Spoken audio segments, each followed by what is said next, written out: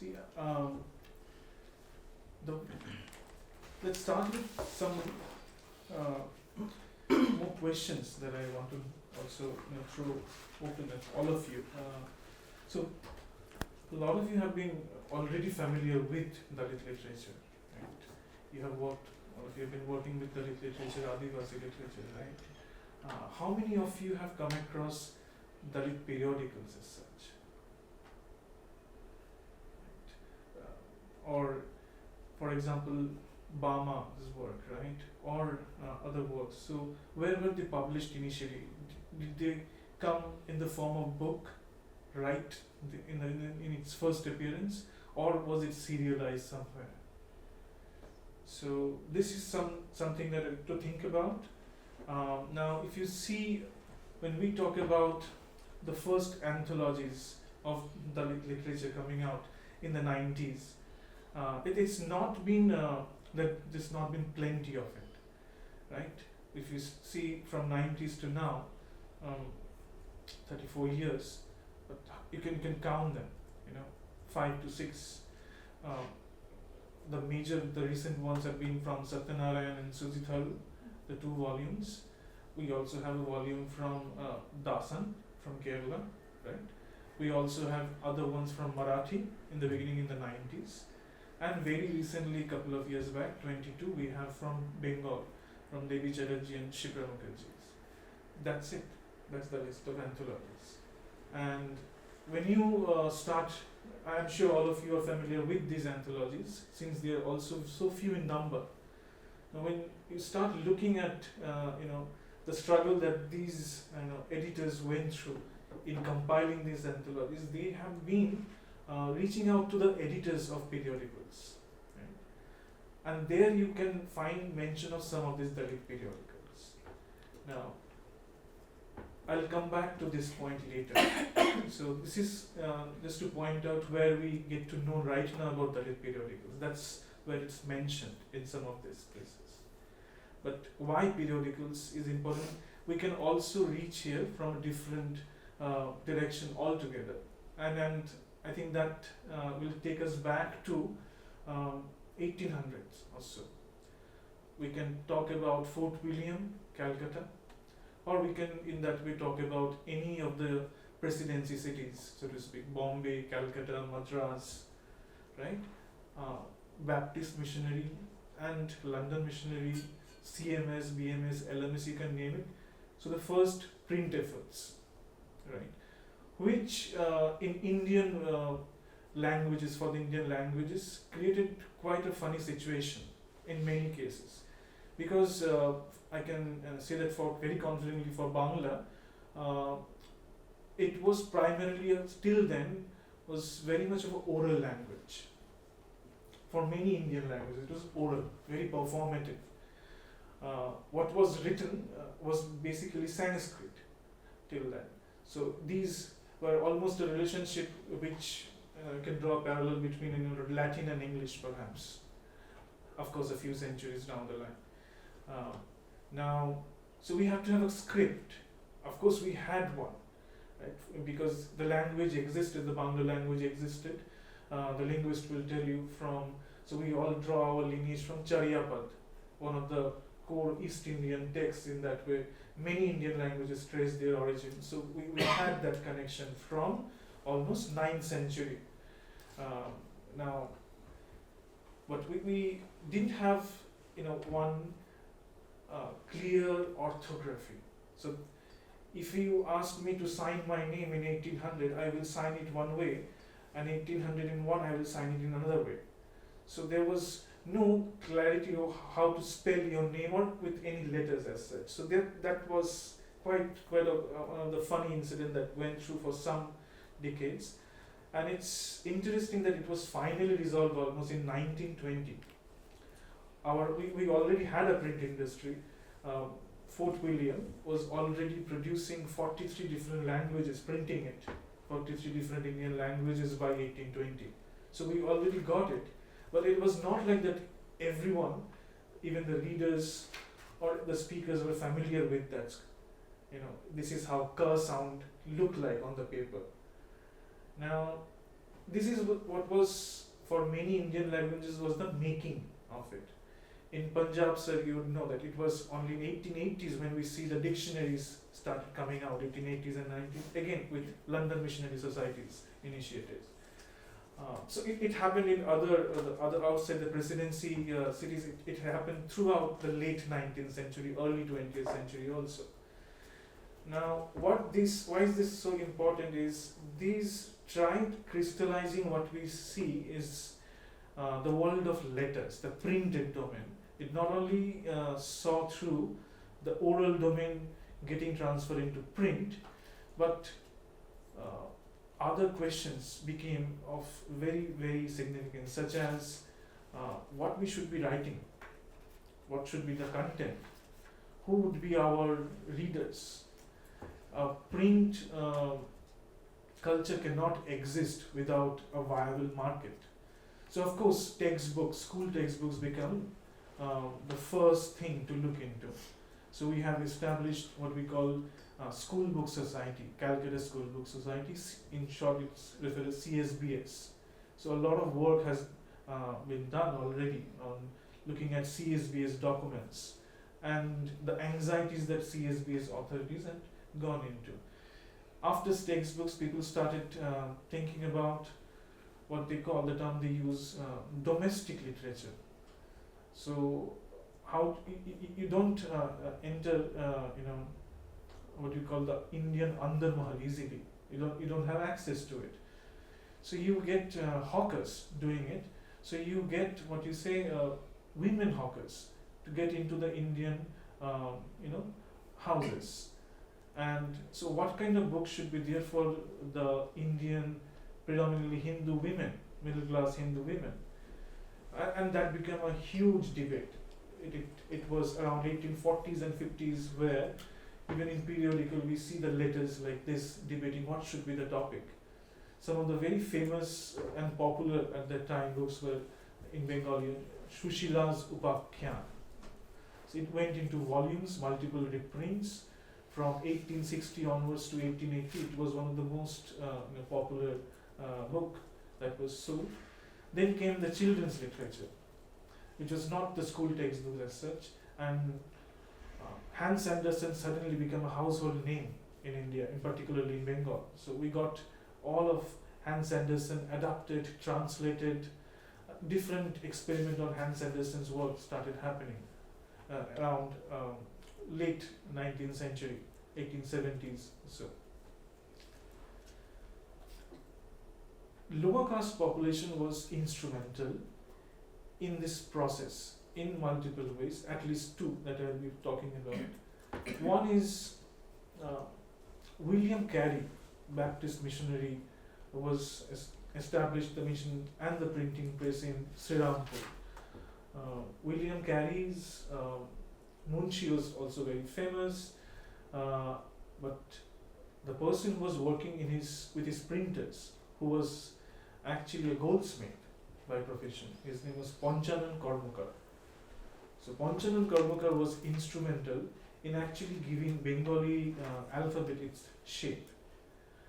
Now, when we tried to reach out to Panchanan Karmakar's family later and tried to figure out, so we started understanding that the profession of goldsmith was not only that, but also even the ironsmith. They played an instrumental role because they are the one who were working with these printers. And they knew the craft of developing these machines, managing them. Apart from this, there were a few debates as the market started exploring new readers, from the textbook to the women readers to the children readers. There were a lot of experiments happening with, so to speak, the language. What kind of language? Because you see, people started pointing out that women speak faster, and you are writing women's literature that is quite racy. The language is very different. So should we call this womanly language? Some people took objection of that. There shouldn't be anything called womanly language. We should get rid of it. It was pointed out that we are using now this is also a contribution and thanks to the archives, the categories archive produce.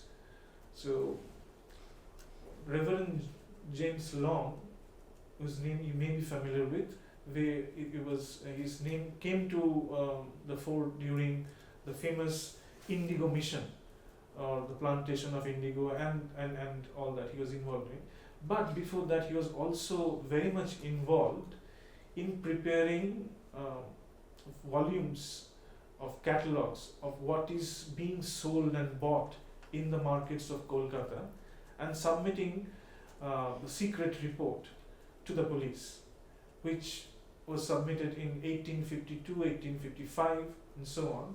So that was called the descriptive catalogs that was prepared by James Long, and a category he introduced there called Musalmani Bengali, or the Islamic Bengali. Now, he should be probably only the only person discredited or credited for creating this. There were already certain reservations about using Urdu loan words or Arabic loan words. When you are trying to create this print language, shouldn't we purge our language and make it more Hinduized? So why not get rid of all this language? Efforts have been already made, but it didn't work out. From 1818 onwards, there have been documented efforts that have been there. But what survived is this tag, Musalmani Bengali, beside womanly language also. So there were different books, there were different book shops and markets known for selling these books. So you can go to there and get a Musalmani book, so to speak. But they are all Bengali. Now this kind of debates led to the ultimate purging of and the refinement of what should be the Bengali literary language content. And in that way, I would argue that it's the upper caste, upper class Hindu standard that has been normalized as the Bengali literary standard in terms of language, in terms of vocabulary, in terms of content, in many ways. That has been established as the most acceptable one, and the others have been put under the carpet, so to speak, pushed under it, repressed in many ways. Such, so to speak, they became the marginal print endeavors, and so on. So these are the two ways you can see 19th century already were actually dealing with the caste questions. Now, at the same time, what we say that periodical culture developed in a very strong manner under the influence. In a lot of times we had missionaries who were working as the co-editors, but also the British periodical culture had a huge impact in particularly in Calcutta and in Madras, and also in Bombay, so to speak. And we had conversation going on, fights going on, debates going on, letters are being circulated. Periodicals was the place where literally what we say, the public sphere, where the public opinion is being shaped and fought, the discourse, that whole discourse, it was a very, very interesting, significant field, so to speak. And there were a lot of bodies, societies, so to speak, which in Bangla we call Dhale. Like when you're not part of any of it, you are Nirdal. Right? So there are so many Dhals. One of our first recognized prose writer and novelist, Bankim Chandra, so he wrote a satirical piece on the abundance of Dhal. So everywhere you go, there is a Dhal, there is a group, so to speak. One of the early scholars in the mid-20th century working in Cambridge, S.N. Mukherjee, has a wonderful article on that, Dalit. It is called Dalit in 19th century. This article should be available easily online. So, what I'm trying to say through this is periodical press became a platform for all these groups where to make their point, get their opinion, you know, across the people, and it worked wonderfully. It became popular. Lower caste population, particularly from 1880s onwards, there was a new thing happening. Any guesses? 1880s, India. First word of independence was. was 57. Yeah, but oh right, yeah, it has just happened. So yeah. post that Yeah. period. Yeah. Is it the Congress That's the first form of census. census? Yeah, so that was what was happening around that time also, for quite some time. So you see, suddenly one kind of books started coming up, which we call Kula Granthas. Particularly for the upper caste, we see everywhere Kula Granthas are coming up. Everybody is trying to establish, like, the sort of inheritance of their caste standards. And this was a time which I'm sure Rahul will be also talking about it, connecting with 1857 and the position of the lower caste presence in the contemporary Indian army. So they were trying to also trying to find a platform to raise their voice, share their opinions. Of course, Kula Granthas was not a platform where you can do all that, establish your identity. And Satya Swadhak Samaj, about which Rahul will also be talking about, was doing wonderful things already in 1880s. In Bengal, it started, of course it was undivided Bengal, three major communities, so to speak. We have Namashudra community, we have Pondra Kshatriya community, and we have Rajbonshi community, the three major scheduled caste communities in today's scheduled caste communities. So they also realized this very well, the importance of this periodical press. And from in the very first decade of the 20th century, we see under the leadership of, and very interestingly, law practitioners emerged from these three communities, three leaders who were actually leading them.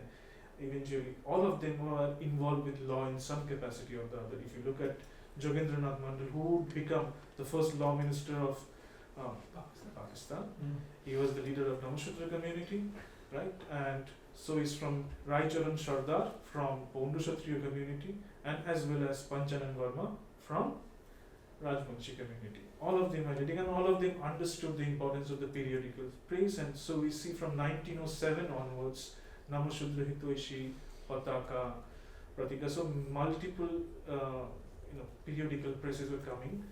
Very clearly, they assert in the cover page that their identity, that they are the mouthpiece of that community.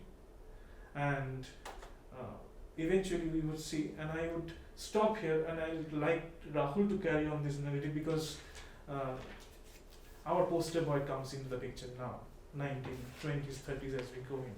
Yeah.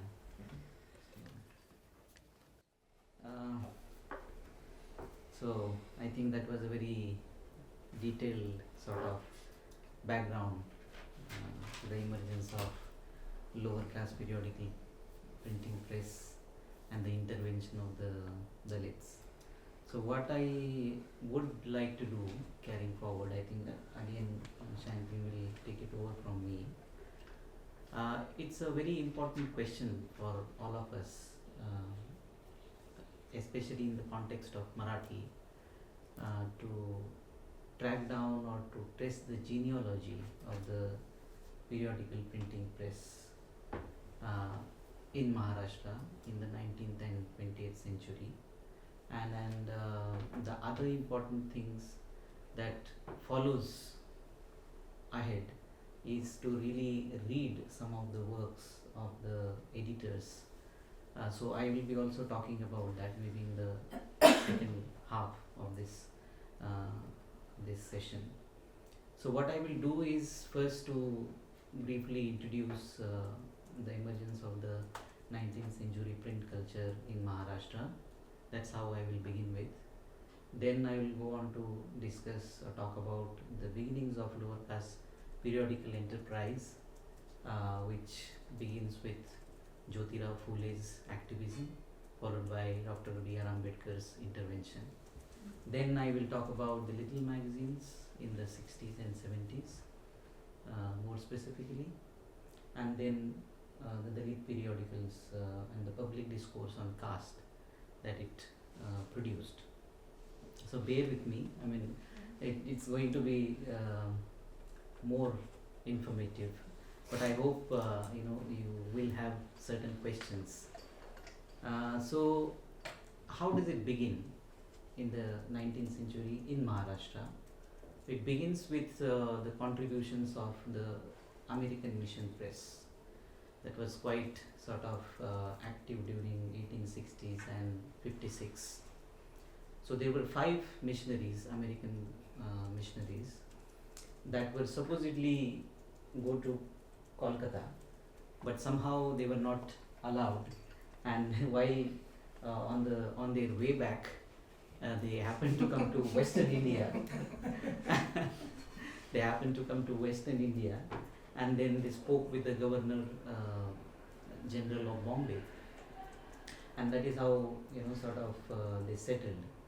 So what they really wanted to do was to sort of think about the intervention of the knowledge that can be produced by making use of the vernacular language, and then also obviously preach the religion, Christianity, so to say.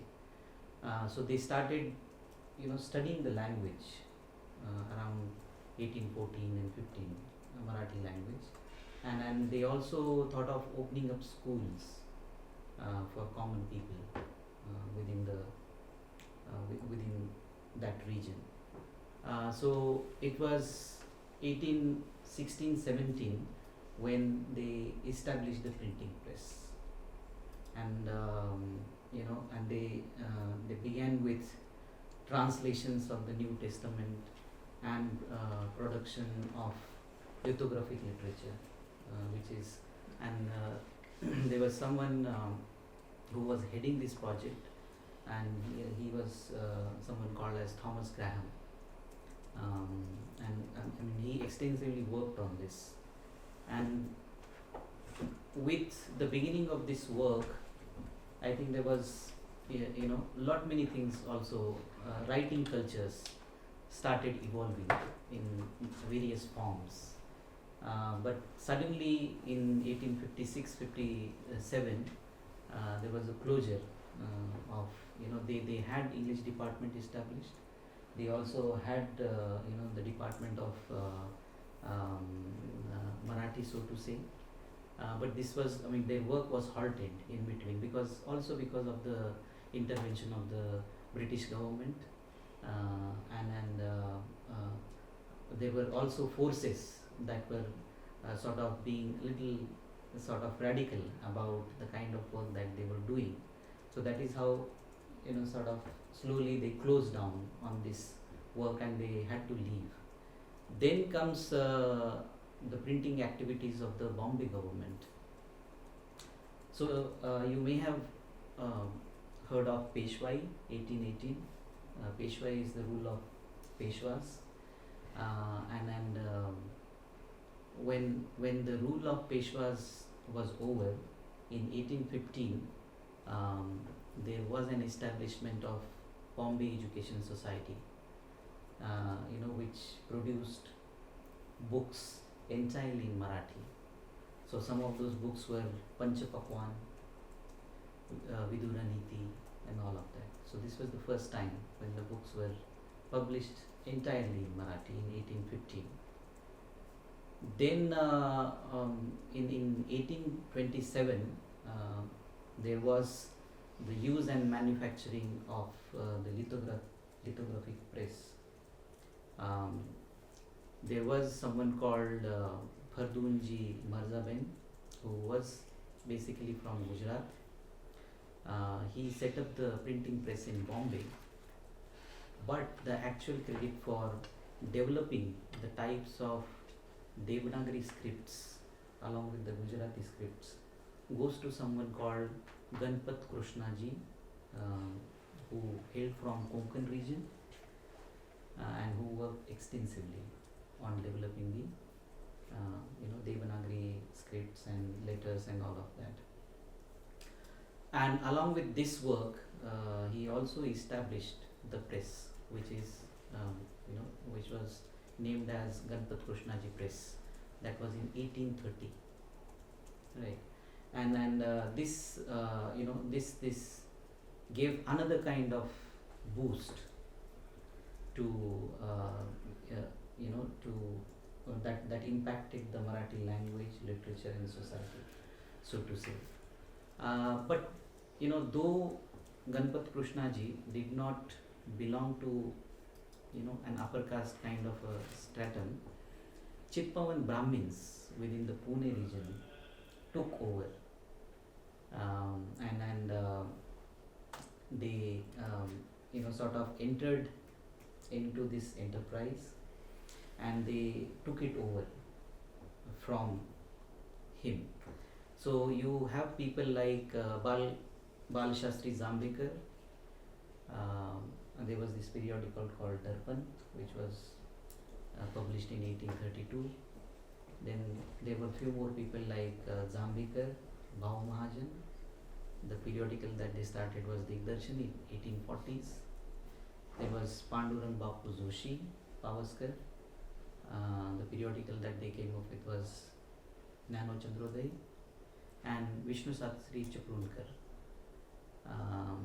And he came up with Pune Pustak Patrika. That was in 1861. So, but the thing that all of us have to notice here is that they were all Chitpavan Brahmins, all of them. So, Ganpat Krishnaji disappeared from the scene, and all the Chitpavan Brahmins came into the picture with a lot of force, right?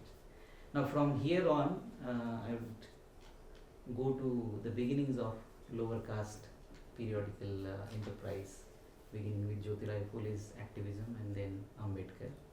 So Jyotirao Phule had established this organization called Satyashodhak Samaj, and as you must already know, that he was from the other backward class community. He was a Mali, came from a Mali community, and he's also a very most earliest and popular social reformers, right? And you may have also known about some of his works like Gulamgiri, Shekhar and Sasu and all of that. So he established this organization called Satyashodhak Samaj in 1873, Truth Seekers Society. And the prime objective of this organization was to emancipate the Shudra castes, poor peasants and artisans from the exploitations of the Brahmin community. So he wasn't the editor of the first periodical that came out of the Satyashodhak Samaj movement, but he helped building that periodical. So this periodical is titled as Deen Bandhu, which ran from 1877 to 1897, right? And this was a weekly, and this also acted as the mouthpiece of the Satyashodhak Samaj. And the editors of these magazines were Krishna Rao Bhalekar initially for some time, and then it was taken over by Narayan Lokhande. Both of them belong to the Satyashodhak Samaj, Truth Seeker Society. And then it will be also interesting to know that the Satyashodhak Samaj ran almost around 60 periodicals. 60 periodicals across Maharashtra, and a few notable among them are like Mukundrao Patil's Dinamitra, and then you had Prabodhan, you had Rashtravid, Satyavadi, all of these periodicals from the Satyashodhak Samaj Then after this comes Ambedkar into the picture. So Ambedkar again, a Mahar, and the most revered champions of the lower castes or Dalits, so to say. His periodical intervention was quite interesting, mainly because it was not just reform, social reform. Obviously it had that kind of an outlook, but it was also much like socio-political intervention, right? So, sort of generating the consciousness among the lower caste communities about their socio-political rights, and that actually gave a momentum to this enterprise. So Ambedkar, you may have also known about his journalism and his periodicals that were quite popular, like Muknayak from 1920 to 23. It was a fortnightly. Ambedkar wrote regularly in these in 13 issues. There were only 13 issues and he wrote in all those 13 issues. And then this was followed by Bahishkrit Bharat 27 to 29, 1927 to 29. This was again a fortnightly, 34 issues. And then you have Janata 1930 to 1955. This was the longest that was published. This was again a fortnightly. And you have Prabuddha Bharat. This was from 1950 to 56. Then there was a halt because Ambedkar died in 56. So the production of the periodical was stopped in between. There was a revival. There was an effort to revive the periodical during the 80s, 90s. Again, he fell down. And then 2017, very recently, it was again revived by his grandson Prakash Ambedkar. And now it's being published regularly. And they have a printing press also. We visited the printing press. The printing press is Bharat Bhushan printing press. We met his grandson also, Ambedkar's grandson, at the printing press. And we also saw the printing press. In between, and there were problems because the printing press was sort of demolished to a certain extent, and that's where many of the issues of Prabuddha Bharat were lost.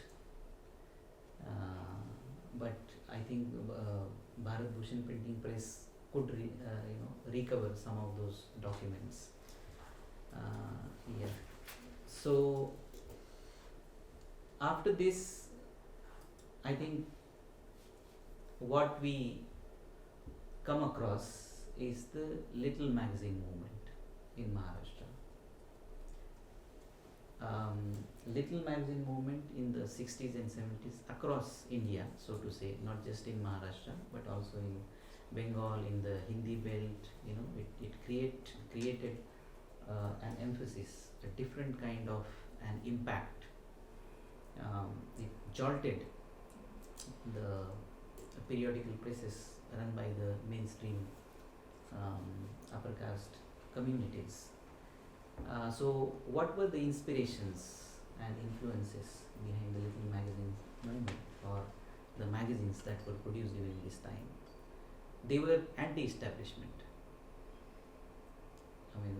Straightforward, challenging the monopoly of the established literary setup. This is also again very interesting, because now you are actually going into the literary aspect of the periodicals. Until now, you had both, or mostly you had that social kind of a flavor to the periodicals, but now you have literary flavor to the periodicals. This is an addition, and I hope I'm not wrong. It might be the same in Bengali context and also in the Hindi context. So there was this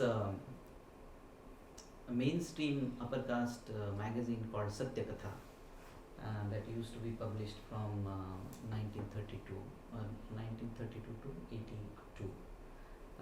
So it was a mainstream journal in Marathi, and this mainstream journal sort of set the standards of what is to be called as literature and what cannot be called as literature. So the little magazine movement in Marathi rebelled against this idea of this particular magazine, to really say that, you know, we are not someone who will buy your standards. We will go against the standards that you have set up for something to be called as, you know, literary and non-literary, right? So that was one aspect of the little magazines. The other aspect of the little magazines was what they thought was very significant was the preservation of the local and regional dialects. That was also at the heart of the little magazine movement, and not just the preservation of the, you know, regional local dialects, but also oral traditions, shooting off to the withering of folklore. Very interesting. And then obviously, I mean, you have this scenario where the little magazine movement in India has borrowed from, you know, the little magazine movements that have happened in Europe and, you know, in England and all that. So those influences are always there. Even from Latin American movements, they have been inspired. We'll talk about how you know, they were inspired as and when we go ahead a little later. So who were the pioneers of this movement? There were 4 categories, or I mean, I have thought about the 4 categories within which we can actually, you know, sort of compartmentalize them. Not like compartmentalizing in its real sense, but it is better for the understanding part of it. There will So- be overlaps. Yeah, there will be overlaps. Yeah. So the nativists like Bhalachandra Nemade and Chandrakant Patil. Chandrakant Patil was with us during the round table. So he was like the nativist kind of, you know, editor of this magazine called Vacha, which used to be published during 1968. Then the leftist, like Satish Kalsekar, he was a part of this magazine called Chakravarty, which used to be published in 1969. Then you have the Dalit and Neo-Buddhist intervention into this. I mean, look at the things that are being involved with the little magazine. Nativist, the leftist, the Dalit, Neo-Buddhist, Raja Dhale, about whom I am going to speak in little more detail And this is later. one of Yeah. Chakravarty's cover page. Yeah. So, the Dalit Neo-Buddhist, Raja Dhale, and you will be surprised that he, being a Dalit, was the forerunner of the little magazine movement. And he was the editor of the magazine called Atta, which used to be published in 1964. Chakravarty, again, 1969. Yeru, 1969. Tapasi, 1968. So these were the magazines he was like editing. And then you have another quantum, the internationalists. So you have Ashok Shahani, who was the editor of ASO, which used to run from 1963 to 1964. And then Arun Kolatkar, you may have heard of Arun Kolatkar. He published this magazine called Shabd during 1955 to 60. So these were some of the pioneers of the little magazine movement. So now when we talk about the features of the little magazine movements, I think the innovation and experimentation with the size, the shape, the content, the structure, it's like interesting. I think you can take a look at the Chakravarty, you know, and it's like, and there were also magazines like pocket size magazines, like this Comrade and Octopus. I mean, this is like the picture doesn't say that, but the actual magazine is like pocket size, and it can be, you know, it can fit into your pockets. What is the date for this one? This is 1969. Yeah, Chakravarty. Yeah, so what else? If you count on the features of the little magazine movement, you have, straightforward open dialogues. Yeah, and you will also see there is this angle of solidarity, expression of solidarity with poor and working classes in the writings, right? And these magazines were visually appealing, aesthetically, quite powerful. If you look at the original ones, you will get to have that kind of feeling. But yeah, so some of these, and then most of these magazines were also non-commercial in nature. They did not, the pioneers of the movement did not really have this commercial aspect. They wanted something to be done as far as the literary setup is concerned, not to make money out of it. So that was also one of the features. Now if you look at the Dalit periodicals and the public discourse on caste, you will have to again look at the historical trajectory, pre and post Ambedkar. We are now moving into exclusively Dalit periodicals in Marathi. So you have Gopal Baba Valankar. Sayantan was also referring to him. So he was in Indian Army, a Mahar, scheduled caste Mahar, and he was also influenced by the Satyashodak Samaj movement. He was a follower of Mahatma Phule. So Gopal Baba Valankar, he came up with this magazine called Vital Vidwansak, and that was a monthly, and it used to be published in 1888. And he had formed a small organization which is like Anarya Dosh Pariharak Mondal, which was working for the betterment of the scheduled caste at various levels. So through that organizational power framework, he could publish Vital Vidwansak. Then you have Shivram Janba Kamble, who produced Somovanshiya Mitra during 1908 and 10. This was again a monthly. You have Kishan Phagu Vansod. The magazine that he published was Nirashrit Hindi Nagarik, 1910. And then, you will see in this period during 1888 to 1950, there were 25 Dalit periodicals. And these periodicals actually marked the beginning of the public discourse on caste, very exclusively Dalits. And then and the period during 1960s and 1960s, it marked the upsurge of Dalit periodicals establishing very powerfully, right? Because earlier there was not that kind of a support, but they could do it. But in the 60s and 90s, during 60s and 90s, you see that upsurge as well as strong foothold displaying the caste question very, very, very radically, in a very radical form. So Raja Dhale, Baburao, Bagul, Namdev, Dasal, and then Gangadhar Pantavne, recently, he died in 2019, very recently, and he used to publish this magazine called Asmita Darsh, which can be literally translated as mirror of mind. So this magazine ran for almost 40 years. Yeah. So I think I'll stop here.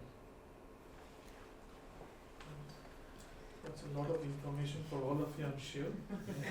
Yeah, I'm sorry.